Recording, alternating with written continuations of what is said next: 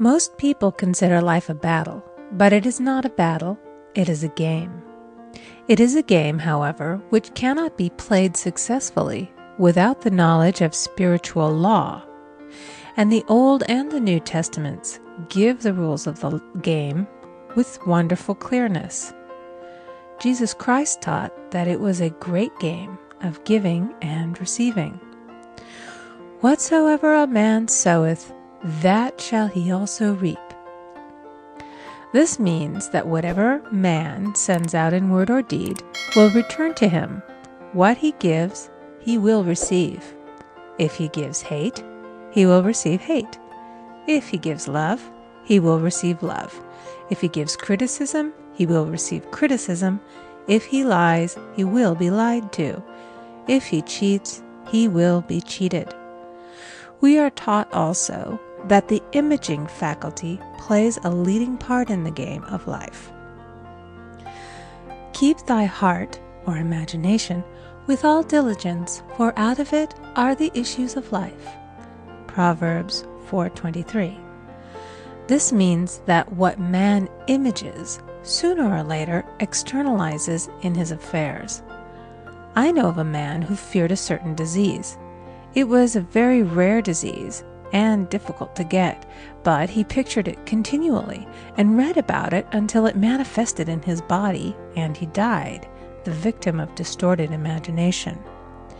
So we see, to play successfully the game of life, we must train the imaging faculty. A person with an imaging faculty trained to image only good brings into his life every righteous desire of his heart.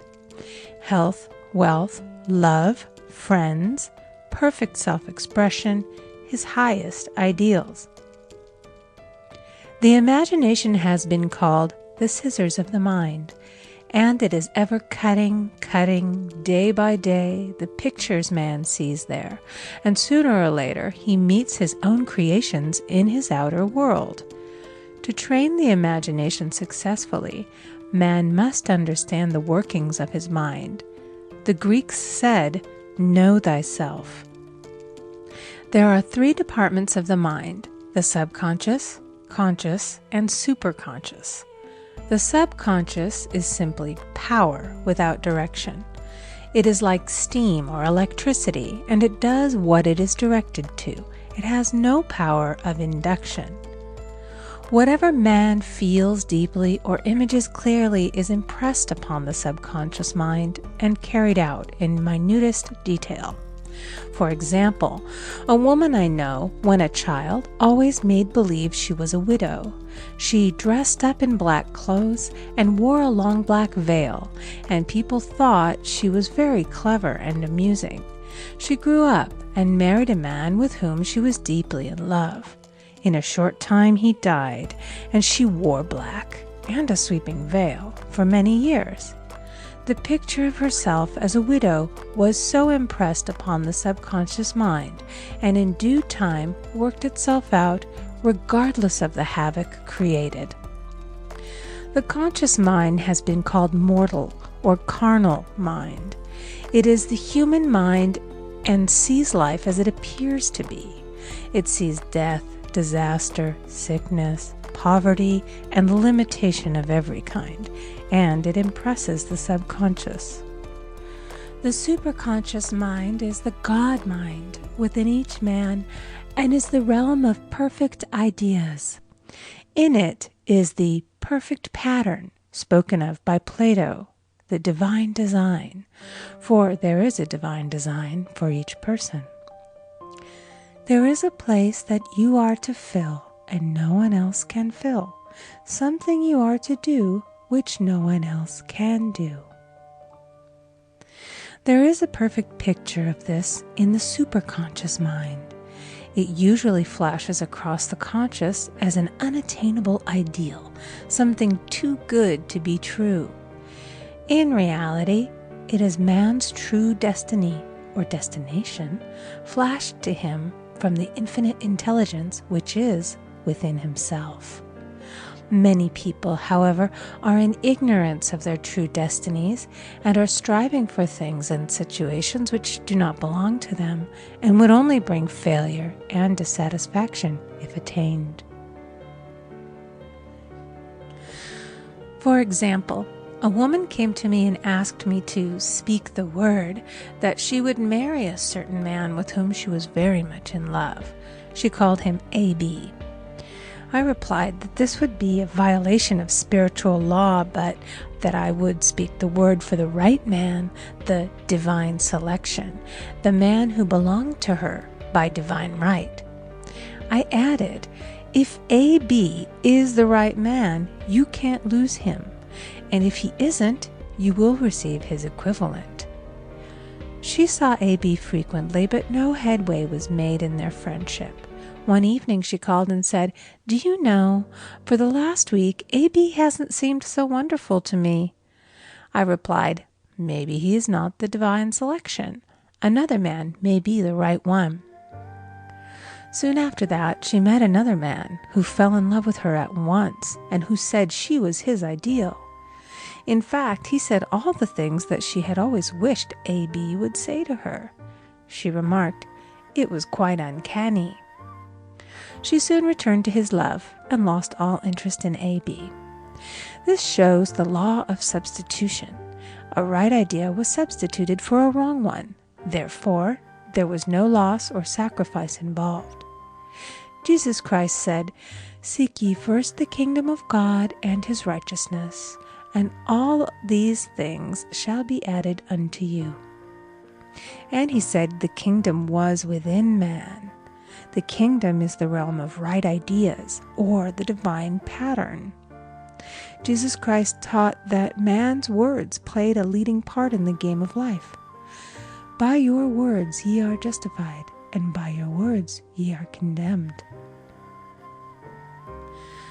Many people have brought disaster into their lives through idle words. For example, a woman once asked me why her life was now one of poverty, of limitation. Formerly she had a home, was surrounded by beautiful things, and had plenty of money. We found she had often tired of the management of her home and had said repeatedly, "I'm sick and tired of things. I wish I lived in a trunk." And she added, "Today I am living in that trunk." She had spoken herself into a trunk. The subconscious mind has no sense of humor, and people often joke themselves into unhappy experiences. For example, a woman who had a great deal of money joked continually about getting ready for the poorhouse. In a few years, she was almost destitute, having impressed the subconscious mind with a picture of lack and limitation. Fortunately, the law works both ways, and a situation of lack may be changed to one of plenty. For example, a woman came to me one hot summer's day for a treatment for prosperity. She was worn out, dejected, and discouraged. She said she possessed just $8 in the world. I said, "Good, we'll bless the $8 and multiply them as Jesus Christ multiplied the loaves and the fishes." For he taught that every man had the power to bless and to multiply, to heal and to prosper. She said, "What shall I do next?" I replied, "Follow intuition. Have you a hunch to do anything or to go anywhere?" Intuition means intuition, or to be taught from within. It is man's unerring guide, and I will deal more fully with its laws in a following chapter. The woman replied, "I don't know. I seem to have a hunch to go home. I've just enough money for car fare." Her home was in a distant city and was one of lack and limitation, and the reasoning mind, or intellect, would have said, "Stay in New York and get work and make some money." I replied, "Then go home. Never violate a hunch." I spoke the following words for her. "Infinite Spirit, open the way for great abundance for She is an irresistible magnet for all that belongs to her by divine right." I told her to repeat it continually also. She left for home immediately, and calling on a woman one day, she linked up with an old friend of her family. Through this friend, she received thousands of dollars in a most miraculous way. She has said to me often, "Tell people about the woman who came to you with $8 and a hunch." There is always plenty on man's pathway, but it can only be brought into manifestation through desire, faith, or the spoken word. Jesus Christ brought out clearly that man must make the first move. Ask, and it shall be given to you. Seek, and ye shall find. Knock, and it shall be opened unto you. Matthew 7:7. In the scriptures we read, "Concerning the works of my hands, command ye me." Infinite intelligence, God, is ever ready to carry out man's smallest or greatest demands. Every desire, uttered or unexpressed, is a demand. We are often startled by having a wish suddenly fulfilled.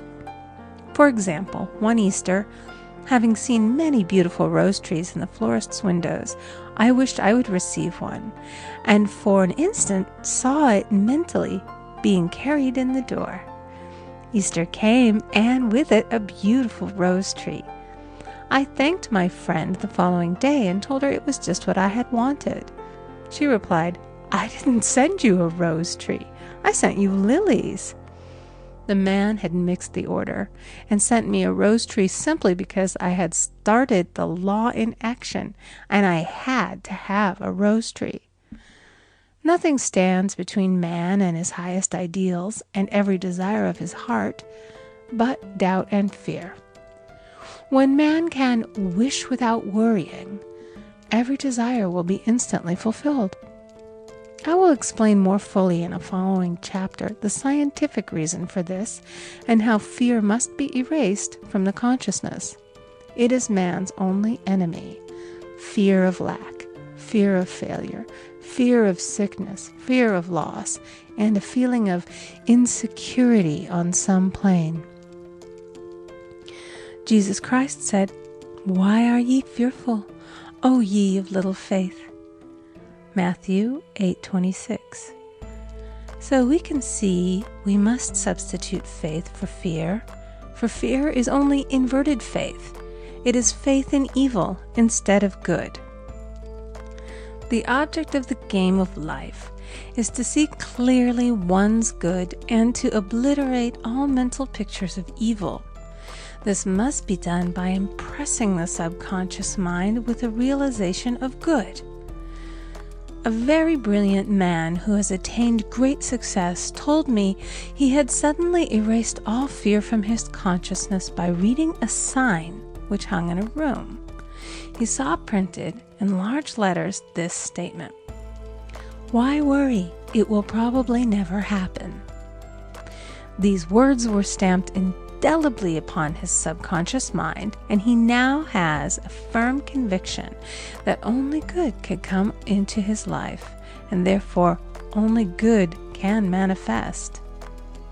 In the following chapter, I will deal with the different methods of impressing the subconscious mind. It is man's faithful servant, but one must be careful to give it the right orders. Man has ever a silent listener at his side, his subconscious mind. Every thought, every word is impressed upon it and carried out in amazing detail. It is like a singer making a record on the sensitive disc of the phonographic plate. Every note and tone of the singer's voice is registered. If he coughs or hesitates, it is registered also. So let us break all the old bad records in the subconscious mind, the records of our lives which we do not wish to keep, and make new and beautiful ones. Speak these words aloud with power and conviction. I now smash and demolish by my spoken word every untrue record in my subconscious mind. They shall return to the dust heap of their native nothingness, for they came from my own vain imaginings. I now make my perfect records through the Christ within, the records of health, wealth, love, and perfect self-expression. This is the square of life, the game completed. In the following chapters, I will show how man can change his conditions by changing his words. Any man who does not know the power of the word is behind the times. Death and life are in the power of the tongue. Proverbs 18:21. Yea, the Almighty shall be thy defense, and thou shalt have plenty of silver. One of the greatest messages given to the race through the scriptures is that God is man's supply, and that man can release through his spoken word all that belongs to him by divine right. He must, however, have perfect faith in his spoken word. Isaiah said, My word shall not return unto me void, but shall accomplish that whereunto it is sent. We know now that words and thoughts are a tremendous vibratory force, ever molding man's body and affairs. A woman came to me in great distress and said she was to be sued on the 15th of the month for $3,000. She knew no way of getting the money and was in despair. I told her that God was her supply and that there is a supply for every demand. So I spoke the word. I gave thanks that the woman would receive $3,000 at the right time in the right way. I told her she must have perfect faith and act her perfect faith. The 15th came, but no money had materialized. She called me on the phone and asked what she was to do. I replied, It is Saturday, so they won't sue you today. Your part is to act rich, thereby showing perfect faith that you will receive it by Monday. She asked me to lunch with her to keep her courage. When I joined her at a restaurant, I said, This is no time to economize. Order an expensive luncheon and act as if you have already received the $3,000. All things whatsoever ye ask in prayer, believing ye shall receive. You must act as if you had already received. The next morning she called me on the phone and asked me to stay with her during the day. I said, No, you are divinely protected and God is never too late. In the evening she phoned again, greatly excited, and said, My dear, a miracle has happened. I was sitting in my room this morning when the doorbell rang. I said to the maid, Don't let anyone in. The maid, however, looked out the window and said, It's your cousin with the long white beard. So I said, Call him back. I would like to see him. And he was just turning the corner when he heard the maid's voice, and he came back. He talked for about an hour, and just as he was leaving, he said, Oh, by the way, how are finances? I told him I needed the money, and he said, Why, my dear, I will give you $3,000 the first of the month. I didn't like to tell him that I was going to be sued. What shall I do? I won't receive it till the first of the month, and I must have it tomorrow. I said, I'll keep on treating. I said, Spirit is never too late. I give thanks that she has received the money on the invisible plane and that it manifests on time. The next morning, her cousin called her up and said, Come to my office this morning, and I will give you the money. That afternoon, she had $3,000 to her credit in the bank and wrote checks as rapidly as her excitement would permit. If one asks for success and prepares for failure, he will get the situation he has prepared for. For example, a man came to me asking me to speak the word that a certain debt would be wiped out. I found he spent his time planning what he would say to the man when he did not pay his bill, therefore neutralizing my words. He should have seen himself paying the debt. We have a wonderful illustration of this in the Bible, relating to the 3 kings who were in the desert, without water for their men and horses. they consulted the prophet Elisha, who gave them this astonishing message. Thus saith the Lord, Ye shall not see wind, neither shall ye see rain, yet make this valley full of ditches. Man must prepare for the thing he has asked for when there isn't the slightest sign of it in sight. For example, a woman found it necessary to look for an apartment during the year when there was a great shortage of apartments in New York. It was considered almost an impossibility, and her friends were sorry for her and said, "Isn't it too bad? You'll have to store your furniture and live in a hotel." She replied, "You needn't feel sorry for me. I'm a Superman, and I'll get an apartment." She spoke the words, "Infinite Spirit, open the way for the right apartment." She knew there was a supply for every demand, and that she was unconditioned, working on the spiritual plane, and that one with God is a majority.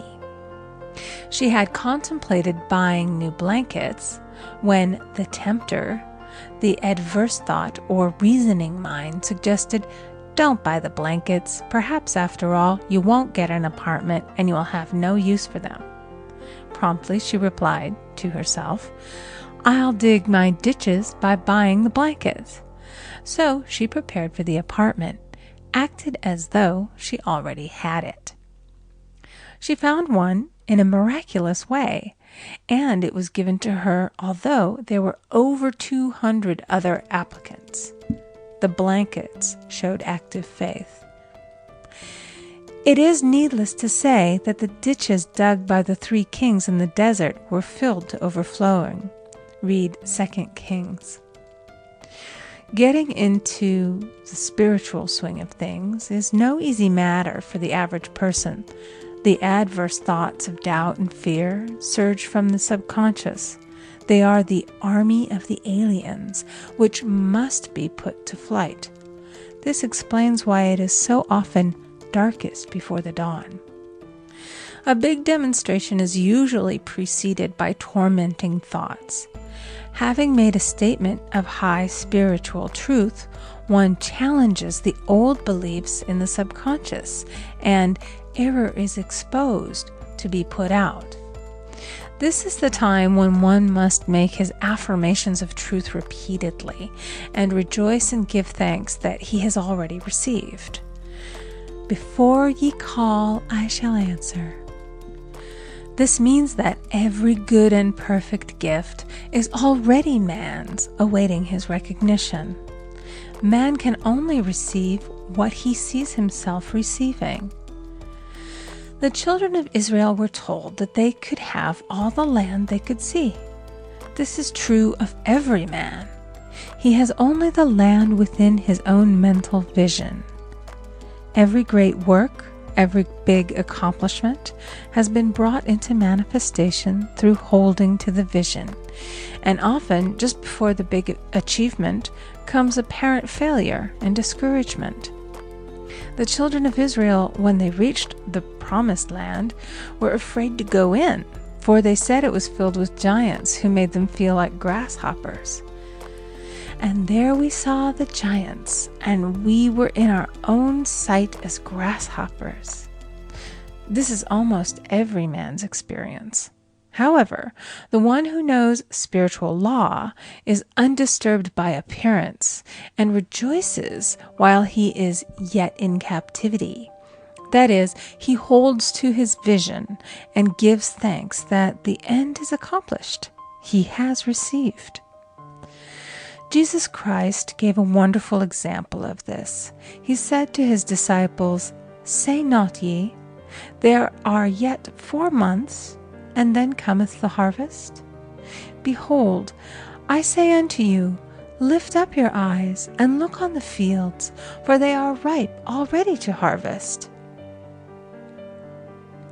His clear vision pierced the world of matter, and he saw clearly the 4th-dimensional world, things as they really are, perfect and complete in divine mind. So man must ever hold the vision of his journey's end and demand the manifestation of that which he has already received. It may be his perfect health, love, supply, self-expression, home, or friends. They are all finished and perfect ideas registered in divine mind, man's own superconscious mind, and must come through him, not to him. For example, a man came to me asking for treatments for success. It was his imperative that he raise, within a certain time, $50,000 for his business. The time limit was almost up when he came to see me in despair. No one wanted to invest in his enterprise, and the bank had flatly refused a loan. I replied, "I suppose you lost your temper while at the bank, therefore your power. You can control any situation if you first control yourself. Go back to the bank," I added, "and I will treat." My treatment was, "You are identified in love with the spirit of everyone connected with the bank. Let the divine idea come out of this situation." He replied, "Woman, you are talking about an impossibility. Tomorrow is Saturday. The bank closes at 12, and my train won't get me there until 10, and the time limit is up tomorrow, and anyway they won't do it. It's too late." I replied, "God doesn't need any time and is never too late. With him, all things are possible." I added, "I don't know anything about business, but I know all about God." He replied, "It all sounds fine when I sit here listening to you, but when I go out, it's terrible." He lived in a distant city, and I did not hear from him for a week. Then came a letter.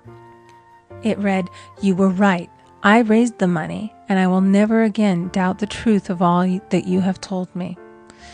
I saw him a few weeks later, and I said, "What happened? You evidently had plenty of time after all." He replied, "My train was late, and I got there just 15 minutes to 12. I walked into the bank quietly, and I said, 'I have come for the loan,' and they gave it to me without a question." It was the last 15 minutes of the time allotted to him, and Infinite Spirit was not too late. In this instance, the man could never have demonstrated alone. He needed someone to help him hold the vision. This is what one man can do for another. Jesus Christ knew the truth of this when he said, "If two of you shall agree on earth as touching anything that they shall ask, it shall be done for them of my Father which is in heaven." One gets too close to his own affairs and becomes doubtful and fearful. The friend or healer sees clearly the success, health, or prosperity and never wavers because he is not close to the situation. It is much easier to demonstrate for someone else than for oneself, so a person should not hesitate to ask for help if he feels himself wavering. A keen observer of life once said, "No man can fail if some one person sees him successful." Such is the power of the vision, and many a great man has owed his success to a wife or a sister or a friend who believed in him and held without wavering to the perfect pattern. "By thy words thou shalt be justified, and by thy words thou shalt be condemned." A person knowing the power of the word becomes very careful of his conversation. He has only to watch the reaction of his words to know that they do not return void. Through his spoken word, man is continually making laws for himself. I knew a man who said, "I always miss a car. It invariably pulls out just as I arrive." His daughter said, "I always catch a car. It's sure to come just as I get there." This occurred for years. Each had made a separate law for himself, one of failure, one of success. This is the psychology of superstitions. The horseshoe or rabbit's foot contains no power, but man's spoken word and belief that it will bring him good luck creates expectancy in the subconscious mind and attracts a lucky situation. I find, however, this will not work when a man has advanced spiritually and knows a higher law. One cannot turn back, and one must put away graven images. For example, 2 men in my class had great success in business for several months, when suddenly everything went to smash. We tried to analyze the situation, and I found, instead of making their affirmations and looking to God for success and prosperity, they had each bought a lucky monkey. And I said, "Oh, I see. You have been trusting in the lucky monkeys instead of God. Put away the lucky monkeys and call on the law of forgiveness, for man has power to forgive or neutralize his mistakes." They decided to throw the lucky monkeys down a coal hole, and all went well again. This does not mean, however, that one should throw away every lucky ornament or horseshoe about the house, but he must recognize that the power back of it is the one and only power, God, and that the object simply gives him a feeling of expectancy. I was with a friend one day who was in deep despair. In crossing the street, she picked up a horseshoe. Immediately, she was filled with joy and hope. She said God had sent her the horseshoe in order to keep up her courage. It was indeed, at that moment, about the only thing that could have registered in her consciousness. Her hope became faith, and she ultimately made a wonderful demonstration. I wish to make the point clear that the men previously mentioned they were depending on the monkeys alone, while this woman recognized the power back of the horseshoe. I know in my own case it took a long while to get out of a belief that a certain thing brought disappointment. If the thing happened, disappointment invariably followed. I found the only way I could make a change in the subconscious was by asserting, there are not 2 powers, there is only one power, God. Therefore, there are no disappointments, and this means a happy surprise. I noticed a change at once, and happy surprises commenced coming my way. I have a friend who said nothing could induce her to walk under a ladder. I said, if you are afraid, you are giving into a belief in 2 powers, good and evil, instead of one. As God is absolute, there can be no opposing power unless man makes the false of evil for himself.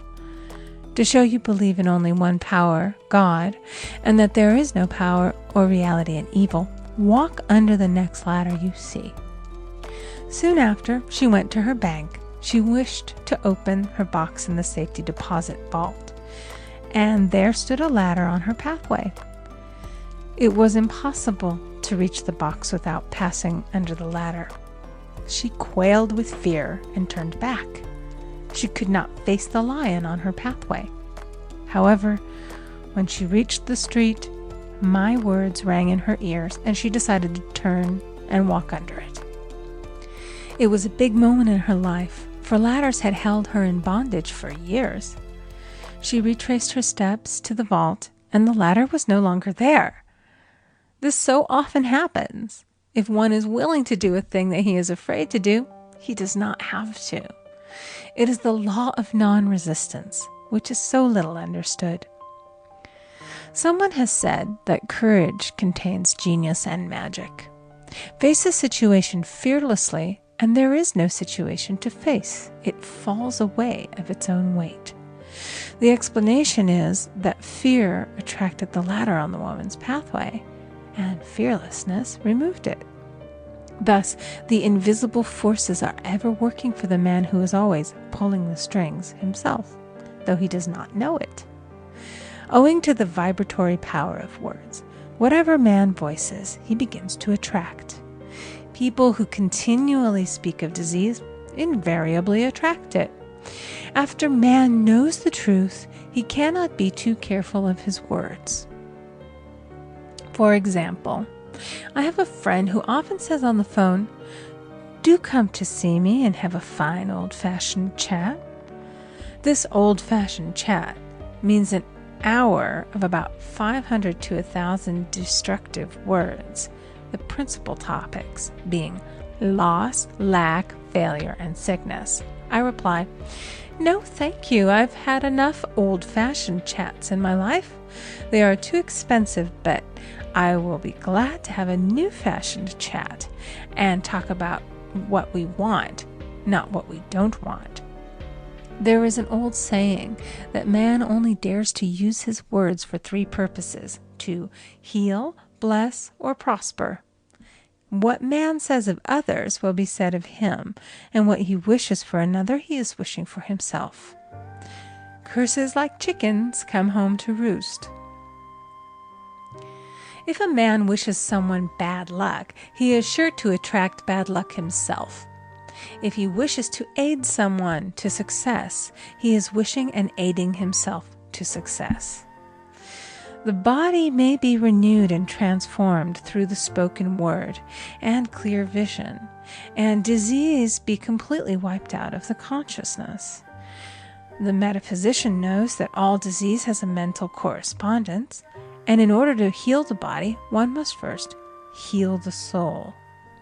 The soul is the subconscious mind, and it must be saved from wrong thinking. In the 23rd Psalm we read, "He restoreth my soul."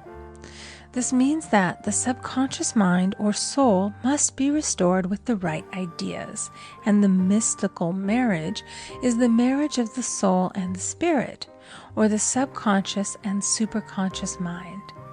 They must be one. When the subconscious is flooded with the perfect ideas of the superconscious, God and man are one. I and the Father are one. That is, he is one with the realm of perfect ideas.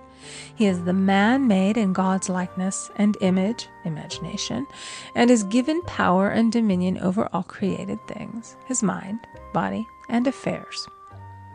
It is safe to say that all sickness and unhappiness come from the violation of the law of love. A new commandment I give unto you, love one another. And in the game of life, love or goodwill takes every trick. For example, a woman I know had for years an appearance of a terrible skin disease.